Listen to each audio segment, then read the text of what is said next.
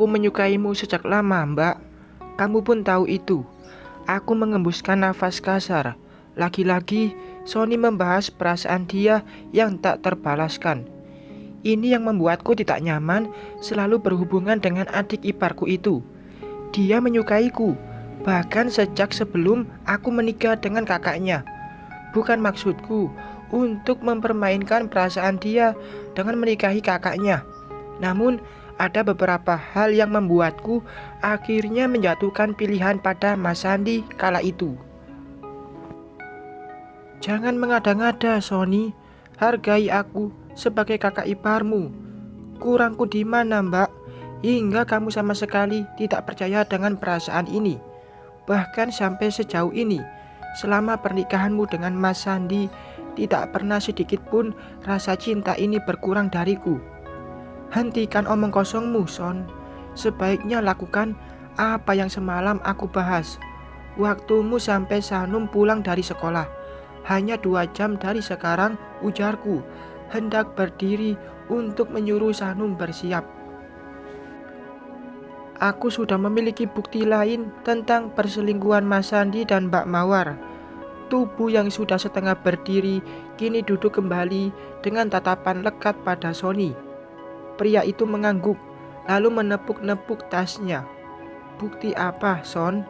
Tanyaku kemudian. Adalah, dan pastinya akan membuat Mbak kaget luar biasa. Tapi, aku tidak akan memperlihatkan bukti ini sekarang karena gak gratis. Aku harus bayar, tanyaku. Yes, bayar. Son, hanya makan siang saja. Aku ingin Mbak menemaniku makan siang ini. Mbak akan mendapatkan apa yang ada di sini siang ini. Sony mengusap-ngusap ransel yang berada dalam pangkuannya. Ingin sekali aku merebut tas itu darinya, tapi tidak akan mudah. Kini dia bahkan memeluk ransel berwarna hitam itu saat menyadari tatapanku tak lepas dari sana. Oke, makan siang, pungkasku akhirnya, lalu beranjak pergi. Sony kesenangan, dia sampai bersiul-siul seperti remaja yang tengah dimabuk cinta. Aku memanggil Sanum, memandikan dia, dan menyuruhnya berpakaian. Karena ada Sony, aku jadi tidak repot dengan Cahaya. Anak itu anteng, memperlihatkan hasil lukisannya kepada Sony yang pandai membuat Cahaya tertawa. Sony berekspresi, seolah-olah dia kagum dengan gambar-gambar hasil karya Cahaya. Sony juga memotret semua lukisan dengan gaya yang membuat Cahaya tak hentinya tertawa bahagia. Satu pertanyaan yang ada dalam benakku, kenapa Mas Sandi tidak bisa seperti itu? Ekspresinya datar ketika Cahaya dengan antusias memperlihatkan gambar yang dia buat. Bahkan bisa dibilang masa bodoh dengan keistimewaan yang anak pertamanya punya. Di saat aku menginginkan Cahaya belajar di sekolah anak berkebutuhan khusus, Mas Sandi menolak.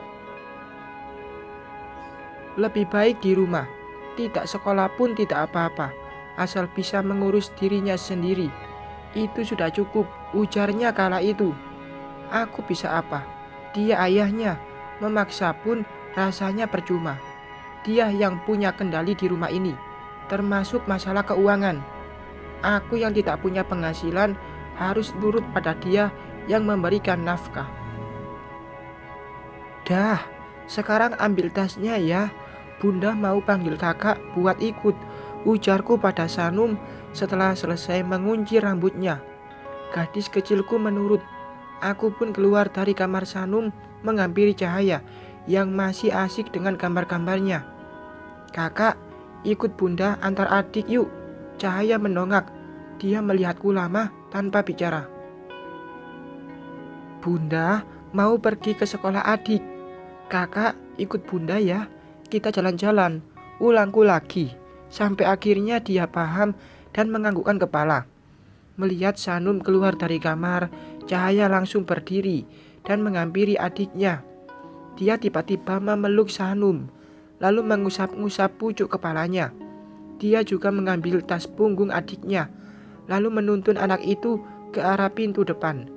Sesayang itu cahaya pada Sanum. Aku pergi ke atas sebentar untuk mengambil tas dan kunci mobil. Setelahnya, aku segera kembali ke bawah dengan cepat karena takut cahaya membawa Sanum berjalan keluar dari pagar rumah. Ternyata dugaanku salah. Cahaya justru sedang memakaikan sepatu pada adiknya di teras rumah.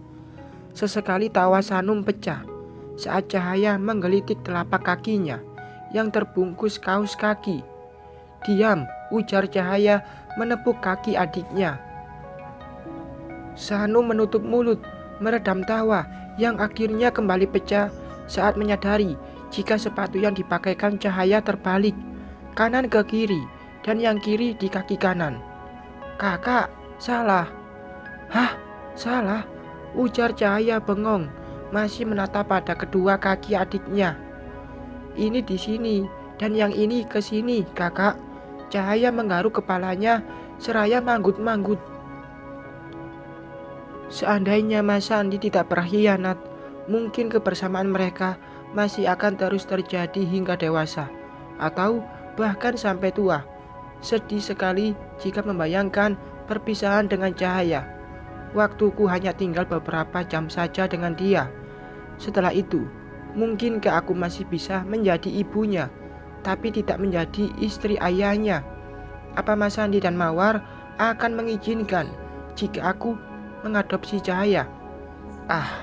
Ego mereka mungkin tidak akan setuju, tapi akan aku coba untuk tetap bisa mendekatkan dua saudara itu. "Kenapa diam di sini?" Aku menoleh pada pria yang tiba-tiba muncul di sampingku. "Tidak apa-apa." "Oh iya, ini ponselku. Kamu sambungkan kamera CCTV yang sudah terpasang ke sini. Kamu tahu kan bagaimana caranya menyembunyikan CCTV agar tidak terlihat?" kataku seraya memberikan benda pipi ke tangan Sony. "Bisalah, menyembunyikan luka saja bisa. Apalagi menyembunyikan CCTV yang bentuknya lebih kecil dari perasaan." Aku memutar bola mata malas, lalu meninggalkan Sony yang berdiri menyandarkan punggung pada tembok. Aku memanggil dua anak gadisku, menyuruh mereka segera masuk ke dalam mobil karena akan segera berangkat. Sepanjang perjalanan, mereka selalu berceloteh dengan riangnya, bernyanyi, mengobrol, dan tertawa semau mereka. Aku hanya menjadi pendengar yang sesekali ikut tersenyum, menikmati keakraban keduanya. "Hai, Cahaya, ikut antar adik," ujar Safira menghampiri kami setelah kami sampai. "Salim dulu sama ibu guru Safira, Kak." Aku memberikan perintah. Cahaya menurut. Dia mencium takjim tangan Safira, lalu masuk mengantarkan Sanum ke kelasnya. Sedangkan aku berdiri di depan gerbang bersama Safira. "Fir, apa di sini butuh pengajar tambahan?" Safira menatapku dengan mengerutkan kening. Pastilah dia heran kenapa aku sampai bertanya seperti ini. Dulu, sebelum menikah dengan Mas Sandi, aku adalah salah satu pengajar di sini. Pertemuanku dan Sony berawal dari sini juga. "Kamu mau kerja lagi?" Safira balik bertanya.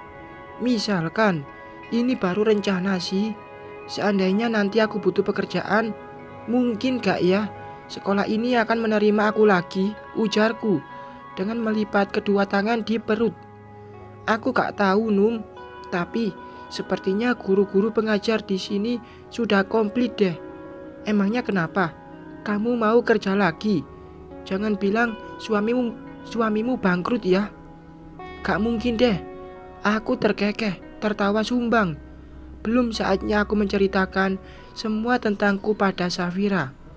Akan ada masanya, tapi tidak sekarang. Aku mengalihkan topik pembahasan agar Safira tidak terus bertanya tentang masalah pribadiku. Kami mengenang masa lalu di saat aku masih jadi bagian dari sekolah ini. Mengingat akan kenangan itu, aku dan Safira tertawa, saling melempar canda, hingga akhirnya tawaku menghilang ketika Sanum keluar dari kelasnya, seraya menangis dengan menuntun Cahaya. Kenapa sayang? Safira langsung menghampiri Sanum dan aku memeluk Cahaya yang ekspresinya wajahnya terlihat sendu. Bersambung.